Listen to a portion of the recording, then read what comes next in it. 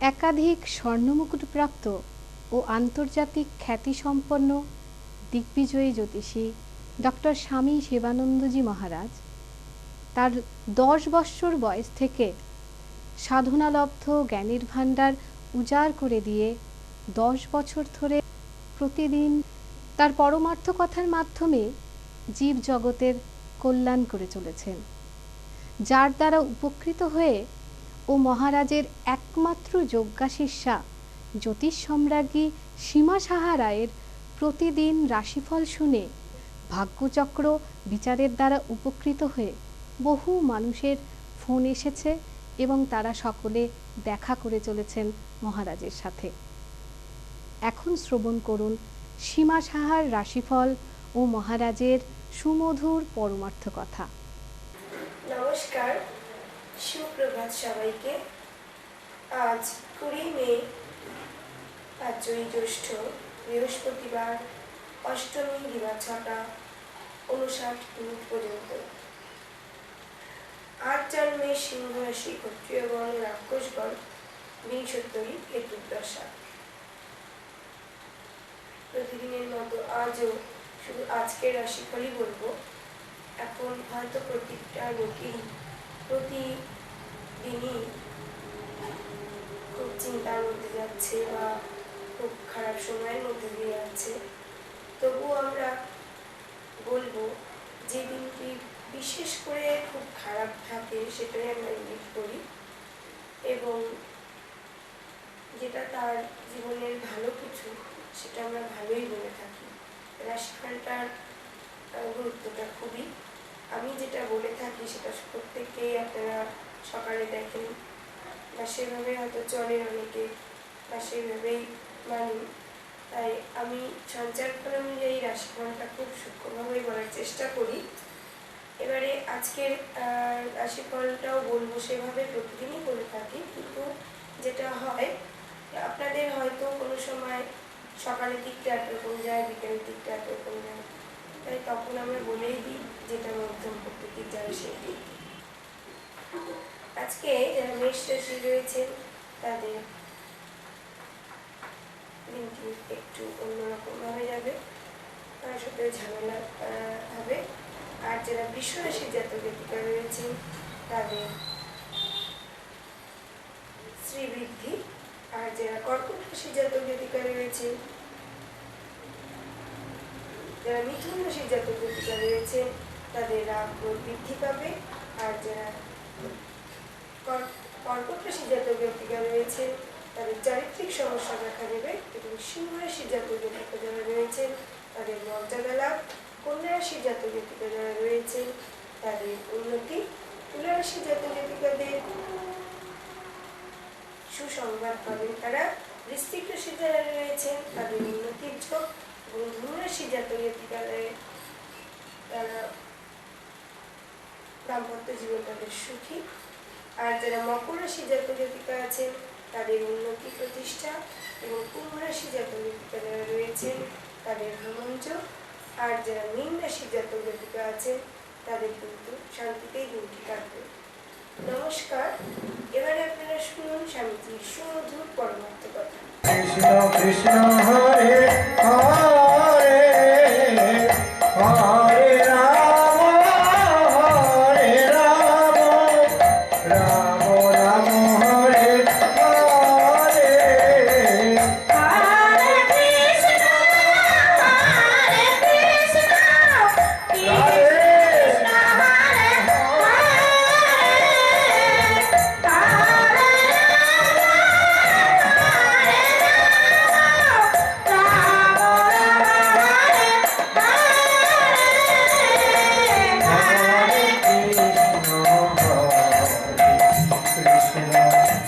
Krishna, Krishna Hare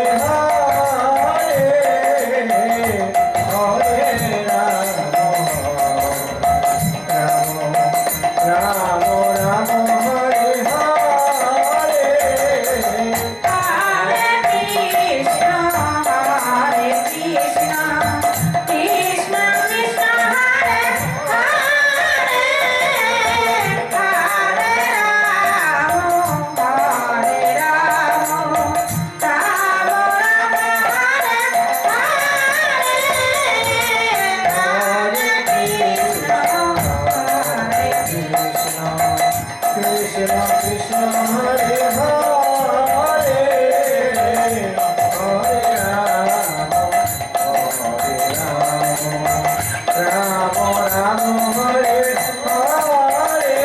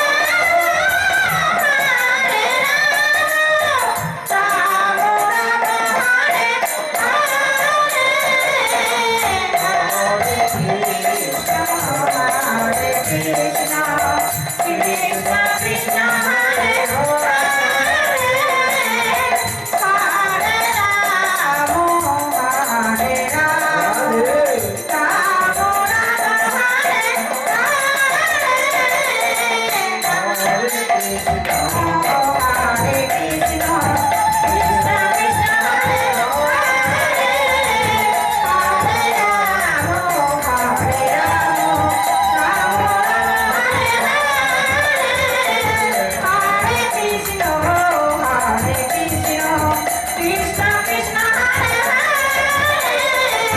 Hare Rama, Hare Rama, Rama Rama, Hare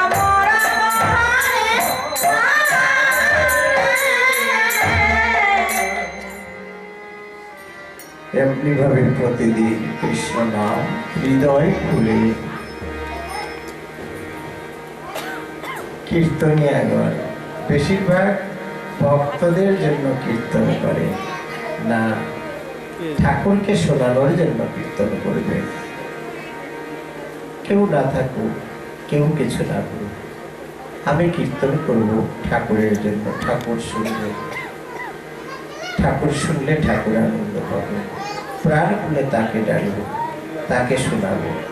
ঠাকুরের ভোগ রাগ দিয়ে প্রতিদিন সেখানে হাততালি দিও, করতাল দিও, ঠাকুরকে শোনাবে।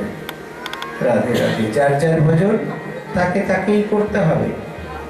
কস্য মাতা কস্য পিতা কস্য ভগিনী সহোদরা প্রাণে ন সম্বন্ধ কায়া কা কস্য পরিবেদনা। মা বাবা ভাই বোন যতদিন বেঁচে আছি শুধু বেঁচে থাকার জন্য প্রয়োজন। যখন চলে যাব তখন যার যার হিসাব তাকে তাকেই দিতে হবে।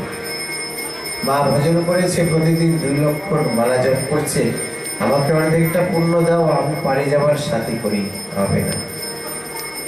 যদি হতো যুধিষ্ঠিরের পুণ্য দিয়ে যুধিষ্ঠিরের কুকুরটাকে স্বর্গে নিয়ে যেতে পারতে। যুধিষ্ঠির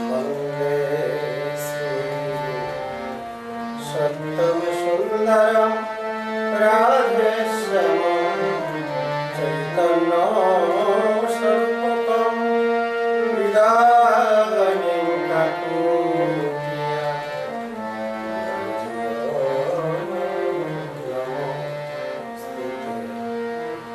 ধ্যানং মুরহং গুরুমূর্তি পূজাবনং গুরুপদম মন্ত্রমূলং গুরুভক্তম মৎসমূলং গুরুজীবা প্রাতঃ শিরসি শুক্লাঙ্গে নেত্রং দিব্যং গুরু প্রসন্ন বদনং শান্তং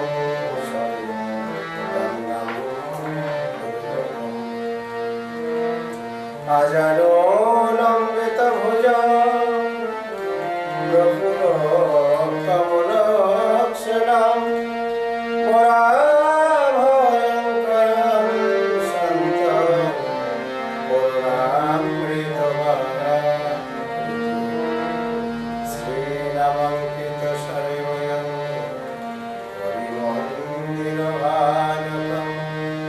প্রসন্ন বদনম হরেতু সর্বার্থ সিদ্ধিদম। হা কৃষ্ণ করুণা সিন্ধু দীনবন্ধু জগৎ পতে গোপেশ গোপিকা কান্ত রাধাকান্ত নমস্তুতে। হরে কৃষ্ণ। শুধু সাধু বৈষ্ণব ভক্তগণ সর্বাগ্রে শ্রী গুরুদেবের শ্রীপাদ পদ্ম শিরে ধারণ করে সকলকে আন্তরিক অভিনন্দন জানাই। একটু ভজন করে শুরু করবো পরমার্থ কথা। আসুন সকলে একটু একসঙ্গে ভজন করি।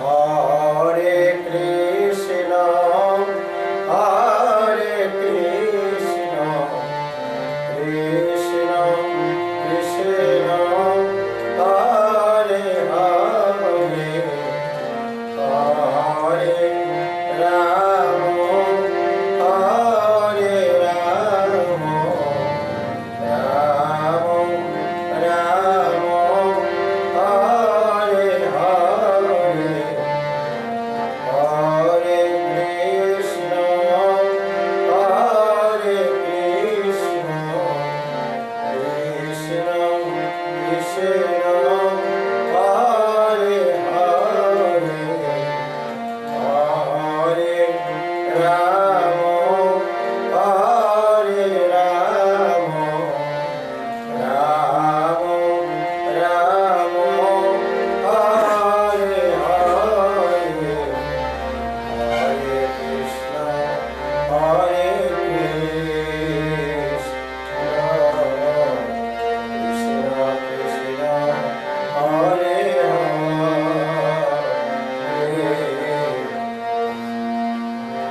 রাম হরে রাম রাম রাম হরে হরে হরে কৃষ্ণ হরে কৃষ্ণ কৃষ্ণ কৃষ্ণ হরে হরে হরে রাম হরে রাম রাম রাম হরে হরে হরে কৃষ্ণ হরে কৃষ্ণ কৃষ্ণ হরে হরে রাম হরে রাম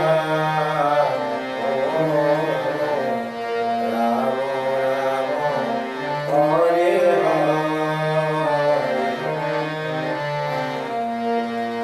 হরে কৃষ্ণ হরে কৃষ্ণ কৃষ্ণ কৃষ্ণ হরে হরে হরে রাম হরে রাম রাম রাম হরে হরে হরে কৃষ্ণ হরে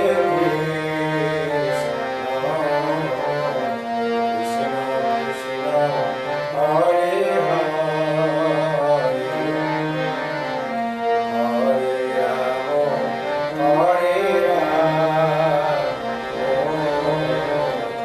রাম রাম হরে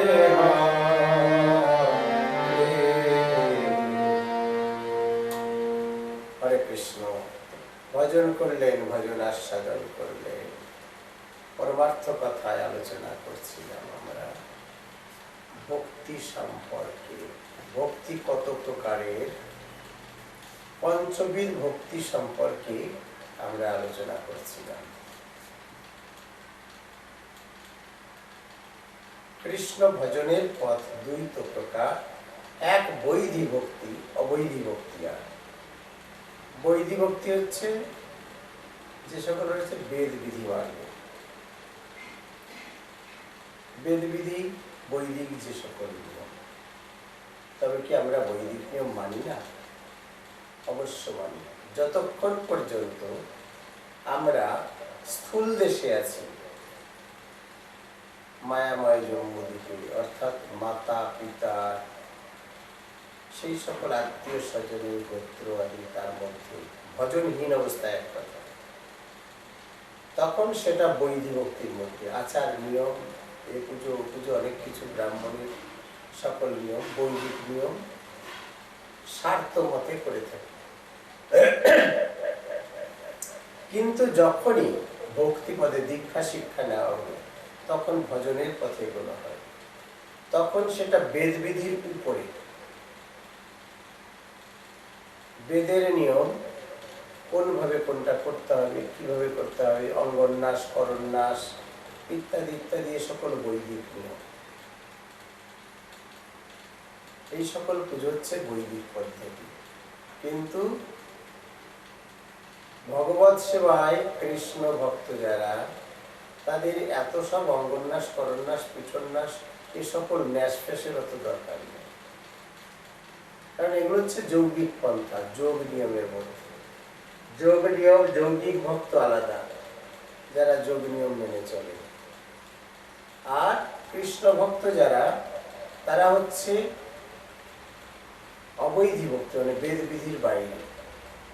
এরা যতক্ষণ আমি অঙ্গন্যাস, করন্যাস, পিঠন্যাস এই সকল করবো, ততক্ষণে আমি গোবিন্দের চিন্তা করব, গোবিন্দের সেবা করব, গোবিন্দের চরণে তুলসী অর্পণ করবো, পুষ্প অর্পণ করবো। এই জন্য এ সকলের দরকার নেই, একমাত্র আচমন। সেই আচমনের মধ্যেও ব্রাহ্মণের বৈদিক নিয়মের যে আচমন, বৈষ্ণবীয় পদ্ধতিতে সেই আচমন আদি সকল কিছু পৃথক। এই জন্য ভগবত পূজা, কৃষ্ণ পূজা, দেব দেবতার পুজো যেগুলো, সেগুলো ব্রাহ্মণেরা বৈদিক নিয়মে করে থাকে। কোথাকার কোন মাটি লাগবে, কোথাকার ছাই লাগবে, কি লাগবে, এগুলো বৈদিক নিয়ম, ব্রাহ্মণেরা করে থাকে। কালী পূজাই ধরুন, কালী পূজা করতে গেলে ব্রাহ্মণরা যখন স্বার্থ মতে পুজো করবে, সেই স্বার্থ মতে পুজো করতে গেলে কোথাকার মাটি আনতে হবে, মদ দিতে হবে। আবার কত যারা সর্বভোগ ব্রাহ্মণ, তারা মাছ মাংস রান্না করে দিয়েও ভোগ লাগায় বাঙালি। আপনারা দেখেছেন, জেনে থাকেন, এগুলো আর বাহুল্য করে বলার প্রয়োজন নেই। কিন্তু একটা বৈষ্ণবের বাড়িতে সেখানেও কালী পুজো করতে পারে। দেখুন সেখানকার বৈষ্ণব পদ্ধতি আলাদা। ভোগ তুলসী দিয়ে ঠাকুরকে নিবেদন করে, রাধা মাধবকে, তারপরেই আর কি মাকে অর্পণ করা হয়। স্বার্থমতে যে পুজো করে, চামুন্ডা কালী, শ্মশান কালী, মশান কালী, কত রকম কালী, সে সকলের পুজো বিভিন্নভাবে মদ আদি যত অনাচার কুয়াচার সে সকল বলি হয় সেখানে।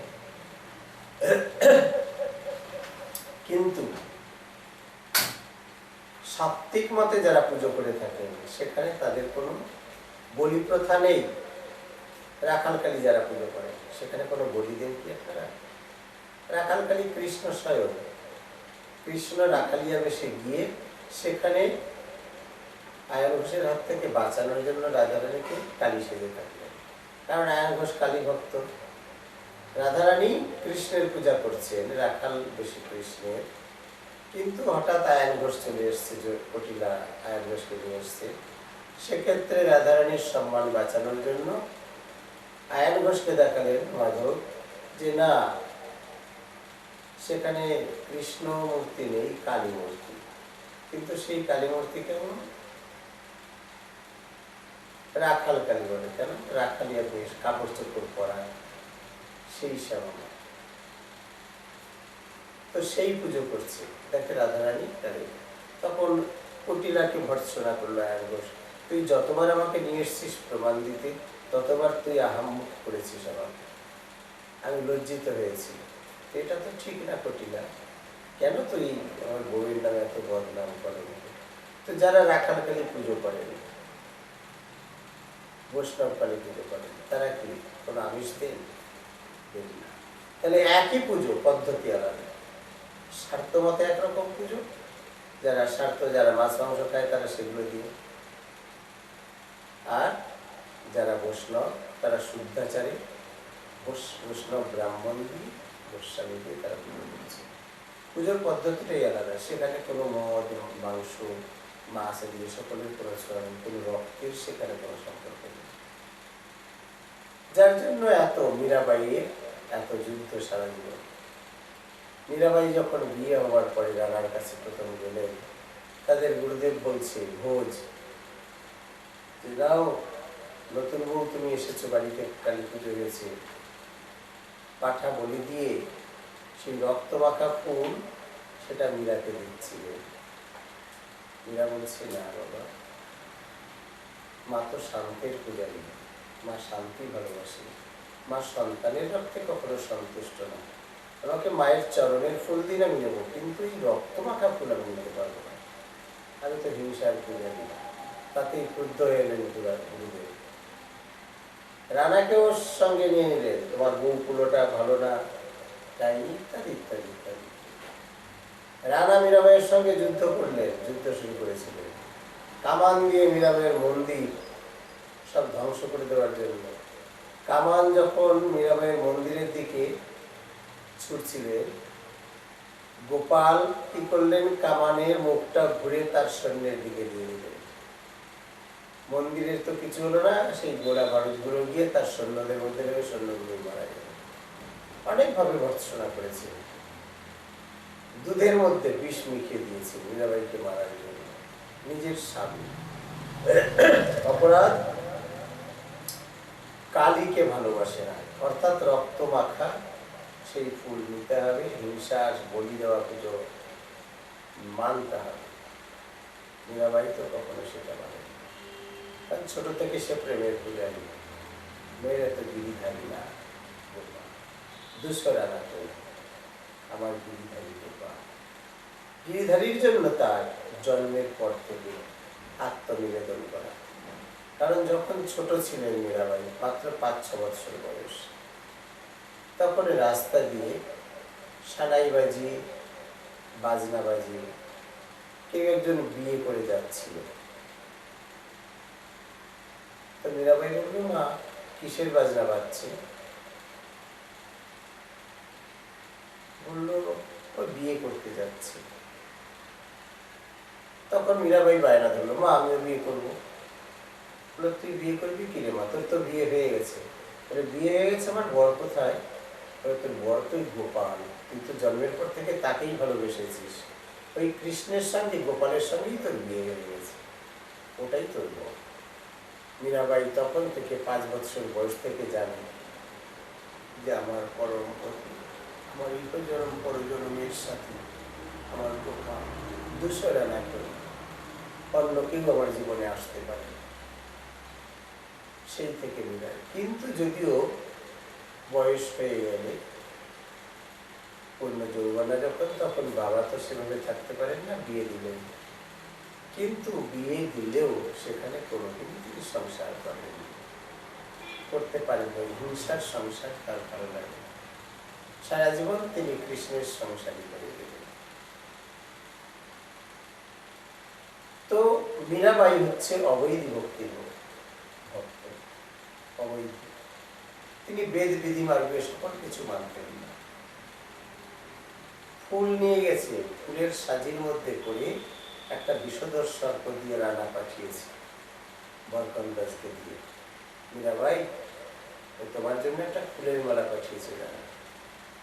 মীরা বলছে, আমার পতির কত মন, সে কৃষ্ণকে কত ভালোবেসেছে।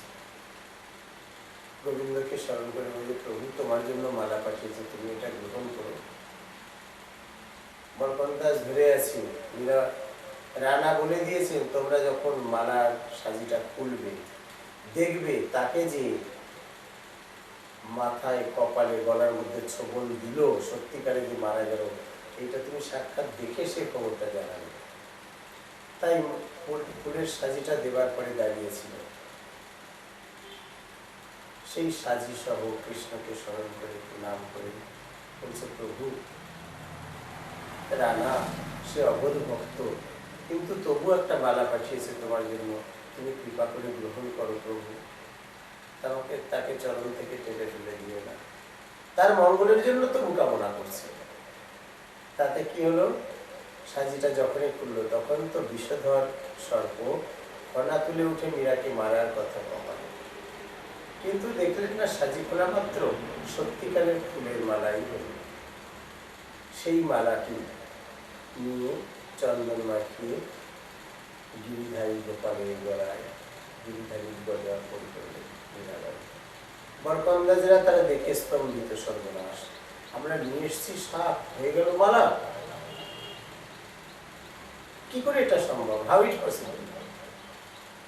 কিন্তু গোবিন্দের ইচ্ছায় সম্ভব না, সবই সম্ভব। যিনি কনিষ্ঠা হলে গিরি ধারণ করে রেখে জগৎকে রক্ষা করতে পারেন সম্পূর্ণ ব্রজবাসীকে, তার পক্ষে কিছু অসম্ভব। যিনি সম্পূর্ণ দাবানল অগ্নিগুলোকে মুখের মধ্যে গ্রাস করে নিতে পারেন, তার পক্ষে কিছু অসম্ভব। যিনি পুতনাকে স্তনপান করতে করতে মেরে ফেলতে পারেন, তার পক্ষে অসম্ভব। অগাসুর, বগাসুর, ধীরুকাসুর, বৃষাসুর নিমেষে অবহেলার চলে, খেলার চলে যিনি সকলকে নাশ করে দিতে পারে।